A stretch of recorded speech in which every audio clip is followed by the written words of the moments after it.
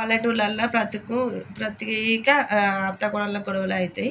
గొడవలు అయినప్పుడు మనం పోవద్దు. ఎందుకంటే నేనేం చేసిన పాడవాడ ఇంట్లో సప్పుడే ఏదో సౌండ్ అవుతుందని దెబ్బ దెబ్బ గురికి వాళ్ళ మధ్యలో నిలబడ్డా. అత్త కోడళ్ళు ఒకటి ఏ తిట్టుకుంటారు, రామ తిప్పుతారు, ఈమె తిడుతుంది మధ్యలో చూసిట అందరు ఎవరు పక్కన వాళ్ళు అయితే వాళ్ళు ఏంటంటే పంచాలు పెట్టుకున్నారట. మధ్యలోనే ఇన్వాల్వ్ చేస్తారట వాళ్ళు.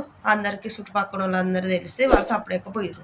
నాకేమో పెద్దనే తెలియకలు ఆడదాని లెక్క ఊరికి నేను పంచాయలు చెప్పేదాన్ని లెక్క పోయి నిలబడితే ఏమన్నారంటే పంచాయలు అందరూ ఎవ్వరు ఏం లేదు, నేను ఒక్కదానే పాడాయని నిలబడ్డా. వాళ్ళు పంచాయలు పెట్టుకుంటే నాకు సంబరం అయినా పోయి నిలబడ్డందుకు అత్తదో కూడదో తప్పు ఎవరిదో ఎవ్వరు లేరు వినేటప్పుడు అయితే ఇంకా సందేహం ఉన్నదని చెప్పినట్టు అందరూ.